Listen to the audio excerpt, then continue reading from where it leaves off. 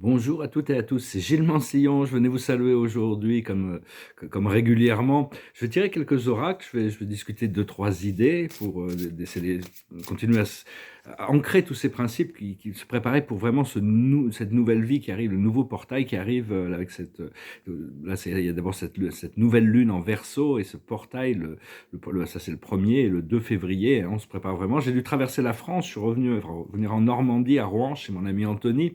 Faudrait que je me prépare pour vraiment m'installer à Paris. Dans l'attente, il faudrait que je trouve un pied-à-terre à Caen toujours. Mais enfin bon, c'est parce que la dame qui m'hébergeait m'avait prêté une maison ça avait 2 ans qu'elle cherchait à louer sa maison et j'arrive et pouf, ça y est, c'est loué. Donc, mais il voulait non meublé, donc il y avait besoin de place. Donc ça s'est un peu précipité. Je vais tirer quelques cartes, voir un petit peu ce que les anges veulent nous dire. La plus haute sagesse, c'est l'équilibre.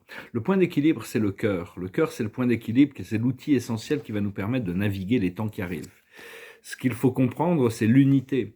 Savoir que tout est une extension de l'un, de vous-même. Donc, c'est arriver à se détacher des fréquences inférieures, parce que les fréquences inférieures, les drames et tout ça, le plan terrestre, la souffrance sur le plan matériel, elle va continuer. Hein. On ne peut pas mettre une fin comme ça à tous les karmas, avant que les gens aient compris la raison pour laquelle on a créé ces situations pour grandir et évoluer.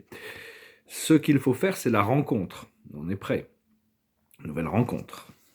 Et l'aboutissant, c'est les potentialités, toutes sortes de nouveaux potentiels qui se manifestent. Il faut vraiment éviter de passer du temps dans le doute. Hein. Il faut vraiment arrêter de douter, savoir que bon, tout est un, c'est rester dans cette unité. Et arrêter de regarder les problèmes, parce que les problèmes, c'est une perception des problèmes plutôt que les problèmes eux-mêmes qu'on a. C'est arriver à trouver des solutions en dehors des boîtes pour arriver à résoudre ces problèmes de manière simple et, et avancer dans ce programme d'équilibre. Donc c'est vraiment apprendre à aller à l'intérieur et demander à notre moi supérieur qu'est-ce qui arrive dans le futur, qu'est-ce qui est devant nous. Notre moi supérieur, il le sait déjà, il est en train de le créer.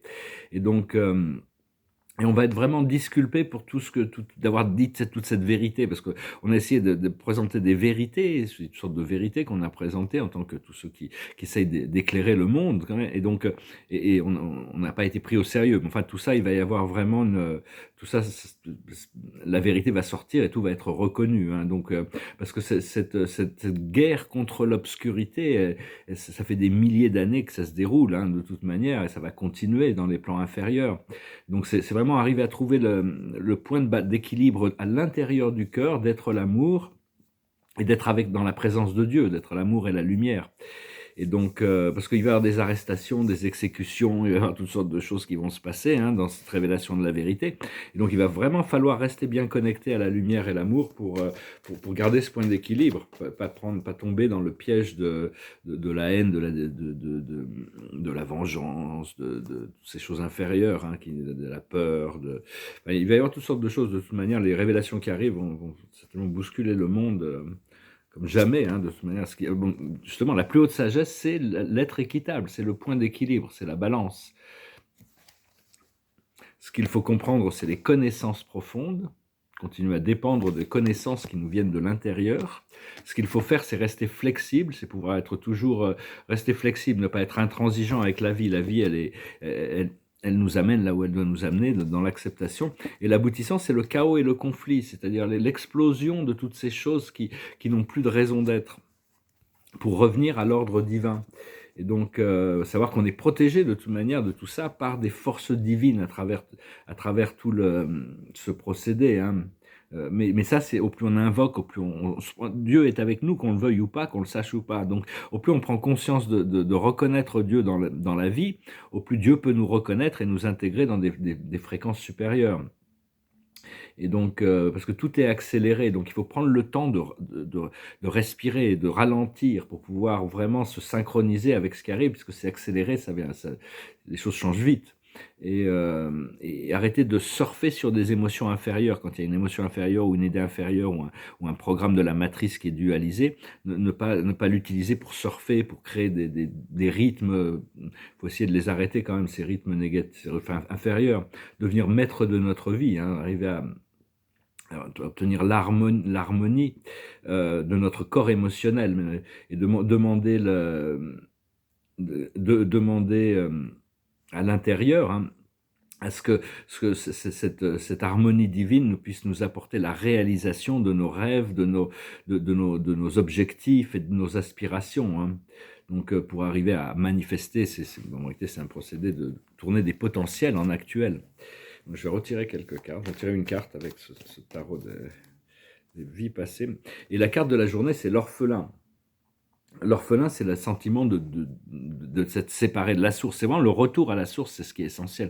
C'est ce qu'on cherche à faire. Et pour ça, Dieu nous a envoyé la vie amoureuse quand même, parce que l'amour, même l'amour matériel, terrestre, qui est connu par Vénus, ce que l'on aime, ce que l'on n'aime pas, ça contribue à ouvrir notre cœur vers des formes d'amour plus cosmiques, disons.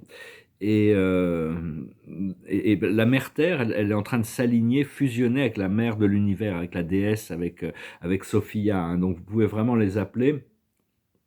Euh, et donc, bon, ça c'est un petit peu, je me parlerai peut-être demain. Je vais prendre une note. Mais c'est-à-dire, oui, on doit vraiment, la Terre et la mère Terre et l'esprit de l'univers, le Saint-Esprit, peuvent nous aider à ancrer tous nos désirs pour qu'ils deviennent des réalités, hein. Il faut vraiment garder son attention sur ce qui est voulu. C'est-à-dire, on crée cette vision, cette réalité de ce que l'on demande à l'univers et on lâche prise, on laisse ces choses s'en aller. Mais il faut quand même garder les yeux sur ce que l'on désire. Et donc, ça se crée une trinité entre vous, la déesse et la terre. Et donc, comprendre qu'on est seulement le monde des causes, nous sommes seulement l'amour divin, seulement ça, il n'y a rien d'autre qui est vrai, parce que cette croyance dans les deux pouvoirs, c'est l'ego et la dualité. Donc c'est vraiment ça qui vient venir, qui cherche à interférer avec le procédé d'ascension.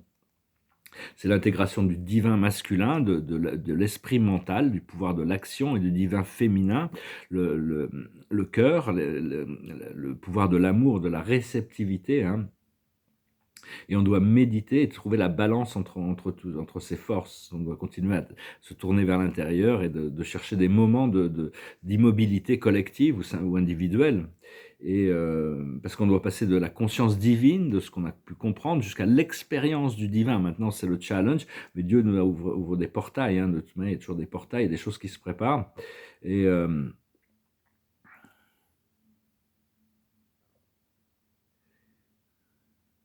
excusez-moi, j'ai du mal à comprendre ce que je voulais dire là. C'est, oui, c'est-à-dire qu'il faut vraiment se concentrer sur le fait de voir dans notre vie, de voir, de savoir, de comprendre, de ressentir assez du divin dans l'expérience. Et à partir de là, le divin qu'on pensait, auquel on comptait mentalement, devient intégré dans la réalité physique. Et donc oui, c'est dans l'inspiration, expiration, hein. C'était l'archange Améthyste qui recommandait de rentrer dans un incubateur avec la mère Terre, la déesse, et de créer ça dans l'incubateur, créer notre vision dans cet incubateur de manifestation. Et après lâcher prise et laisser revenir dans notre corps physique, dans notre réalité, et puis continuer à suivre la manifestation de nos projets, et de nos visions. Et donc on doit co-créer dans l'alignement, hein. Donc voilà, je venais juste vous saluer aujourd'hui, je vous remercie pour tout. On se prépare pour des célébrations, hein, de toute manière, hein. Le point de liberté, c'est ce qu'on recherche à tous les niveaux. Je finis avec une chanson, ça s'appelle Amazing Grace. Goes like this. Amazing grace, how sweet the sound that saved a wretch like me. I once was lost, but now I'm found. Was blind, but now I see.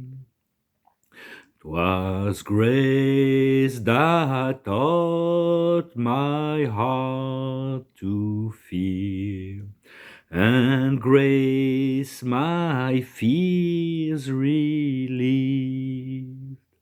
How precious that grace appeared, the hour I first believed, when we've been there 10,000 years, bright shining as the sun.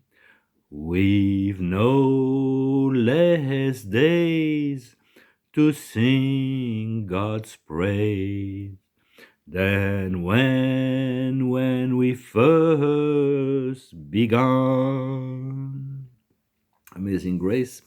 Oui, alors dans cet incubateur, il y avait un exercice que j'ai oublié je pensais en parler, ça m'est revenu en chantant la chanson, c'est d'imaginer, c'est la naissance des trois flammes sacrées, c'est Améthyste qui a amené cet exercice. Les trois flammes sacrées, imaginez ces trois électrons, tout petits électrons.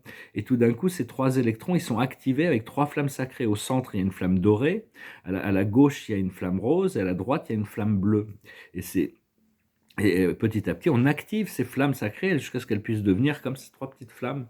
Et après, elles deviennent un soleil doré, et on peut continuer à voir ces trois flammes à l'intérieur du soleil doré. Le soleil doré, on peut faire créer cette expansion jusqu'à expandre la taille des flammes sacrées aussi, de ces trois flammes sacrées, la flamme jaune de la sagesse, la flamme bleue du pouvoir et la flamme rose de l'amour, qui sont une flamme, mais qui sont une triple flamme sacrée. Voilà, je voulais rajouter cette petite note, continuer à travailler sur cette...